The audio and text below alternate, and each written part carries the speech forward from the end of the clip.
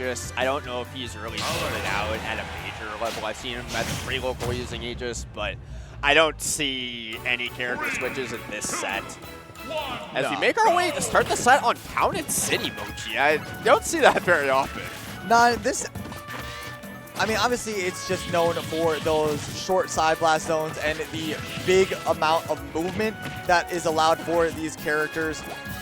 And yeah, early using that platform, using that upper platform as a way to avoid Toon off of the ledge, and I feel like that is how Peeb is going to be using this stage in this first game, just as another escape option to get out of those spicy Steve situations. Something to note too for Steve, specifically on the Animal Crossing stages, is you're going to get a lot of weaker materials, a lot of dirt, a lot of wood based on the materials on the ground, which means that Peabnut's going to have an easier time making his way through the walls, but it's also an easier time for Toon to continue to rack up materials. You're already seeing him with that diamond in hand without even a single stock taken, but here we go, Peabnut getting a couple of up airs. But as I was talking, pretty much out of resources is Toon.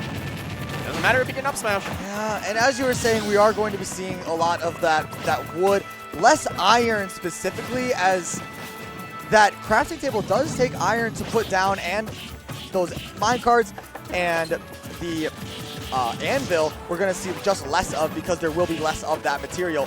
But Peeb trying to make his comeback, but that diamond is going to have something to say about it.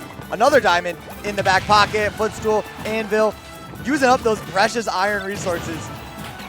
You're seeing the disparity of damage, too, that these characters put out. Peabnut already nearly lapped on this second stock after Toon got that diamond in hand.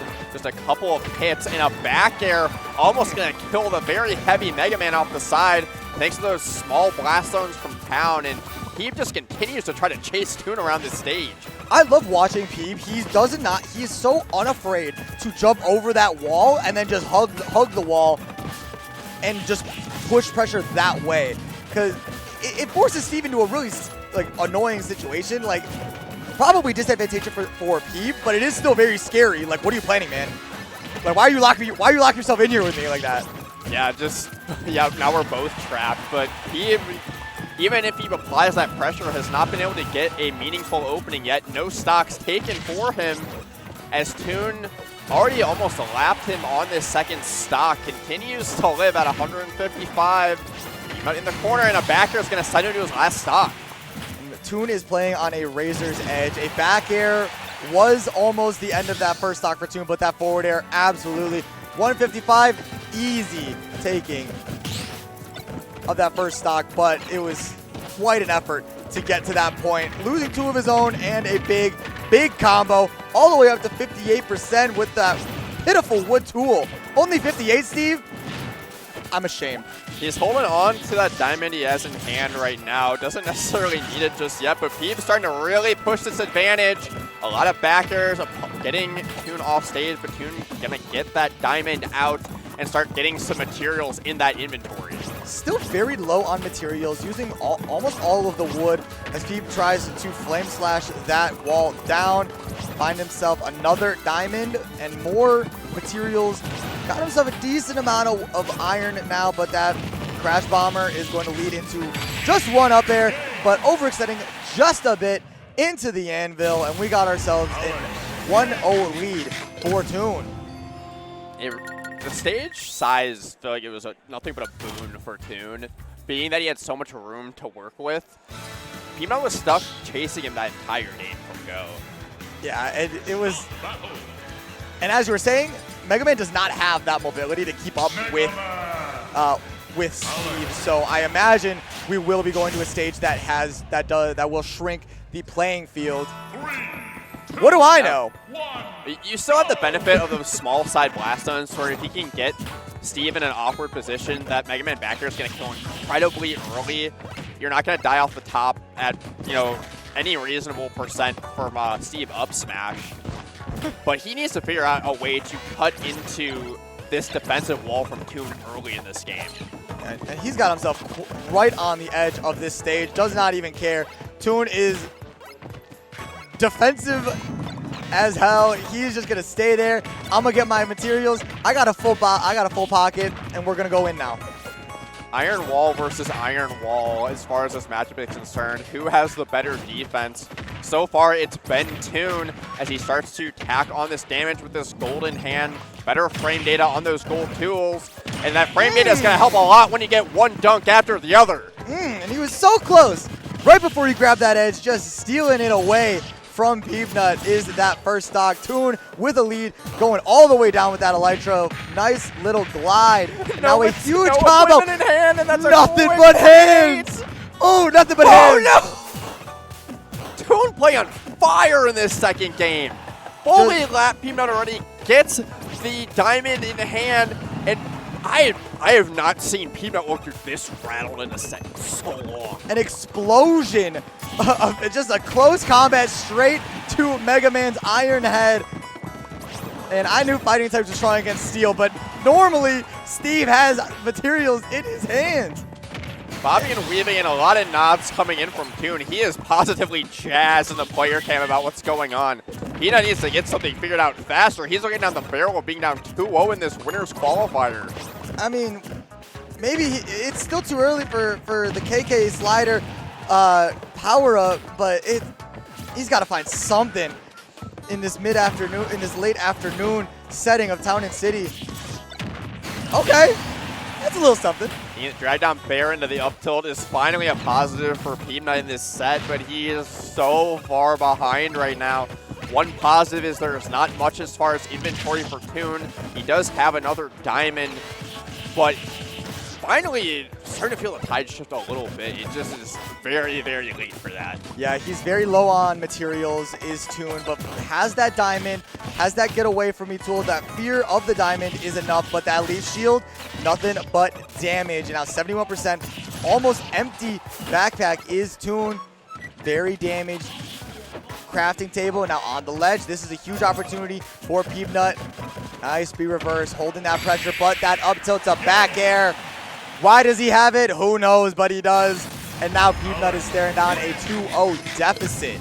And Toon is so good at finding that up tilt back air. It's obviously very good move. You can move around in the ground with it, but he's so consistent at trapping and finding those confirms at those percents as soon as it's going to kill, even on someone as heavy as Mega Man. So no opportunity for a comeback there from Peabnut. He is down 2-0. And you see it with that. You see it with that in-game tag. Needy. Toon is playing greedy, and it is paying off. Going in uber aggressive in that second game. A little slower in that first one. Gets the dub. Goes up 1-0, but then nothing but straight gas for that game 2. And now Peabnut back to Town and City. Got to change something.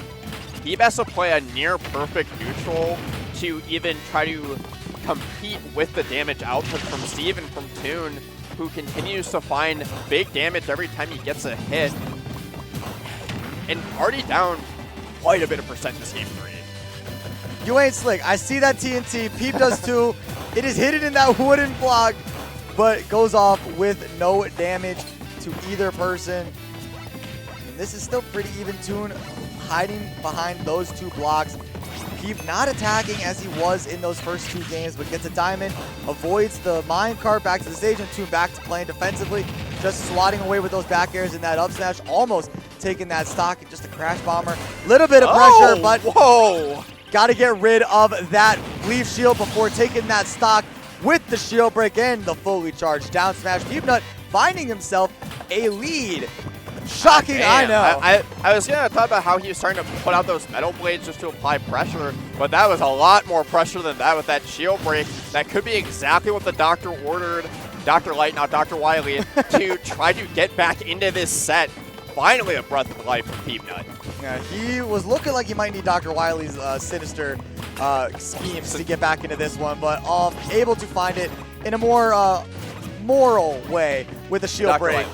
Yes. Just some good fundamental play, maybe another shield break if he can find it, but Toon calming down here, just really taking this opportunity to reset and resupply. We're going to ship that minecart back at Peabnut and only down 13% after that big shield break. Yeah, that's tough to see happen. Peab was playing very, very solid. but staring down, you know, it's still an even game.